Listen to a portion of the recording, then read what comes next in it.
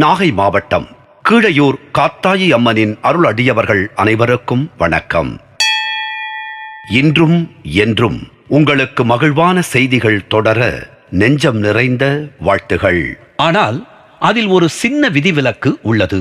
சுந்தரின் குடும்பத்தினர் ஒரு சில வருடங்களில் ஒரு முறையாவது மூல ஆலயத்திற்கு சென்று வழிபட்டு வந்தார்கள் என்றால், அடர் மஞ்சள் நிறத்தில் உள்ள கிராம ஆலயத்தில் சுந்தர் குடும்பத்தினர் செய்யும் பிரார்த்தனைகளை அவர்களது குலதெய்வம் முழுமையாக ஏற்றுக்கொண்டு முழுமையான ஆசிகளை வழங்கும். அதன் காரணம், நீல நிறத்தில் உள்ள கிராம மூல ஆலயத்தில்தான் சுந்தரின் குலதெய்வத்தின் அனைத்து சக்திகளும் அடங்கியுள்ளன.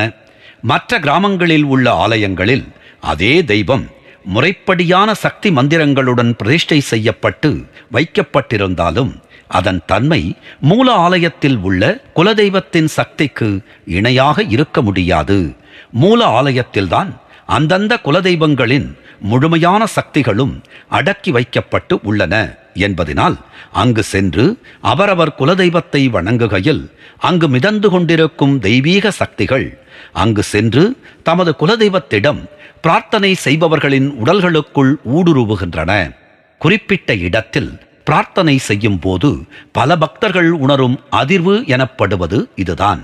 நீல நிறத்தில் உள்ள ஆலயத்தில் உள்ள குலதெய்வம் மஞ்சள், அடர் மஞ்சள், பச்சை மற்றும் ஆரஞ்சு நிற பகுதிகளில் உள்ள ஆலயங்களுக்கு சென்று வணங்கும் தமது கட்டுப்பாட்டில் உள்ள குடும்பத்தினரை ஆசீர்வதிக்க மாட்டார்கள் என்பது அர்த்தமல்ல.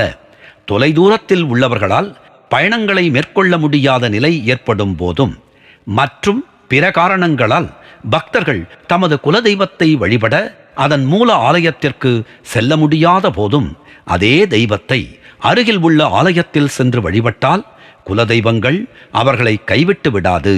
ஆனால் அந்த குடும்ப உறுப்பினர்கள் தங்கள் வாழ்நாளில் குறைந்தது ஒரு முறை அல்லது 2 முறையாவது மூல பிரதான கோவிலுக்கு சென்று அங்கு பிரார்த்தனை செய்ய வேண்டும். நாகை மாவட்டம் கீழையூர் காத்தாயி அம்மனின் திருப்பாதங்களை வணங்குவோம். அவள் அணைப்பில் இருக்கும் குழந்தையாய் நாமும் இருப்போம். நாகை மாவட்டம் கீழையூர் காத்தாயி அம்மன் நம்மை காத்து அருளுவாள்.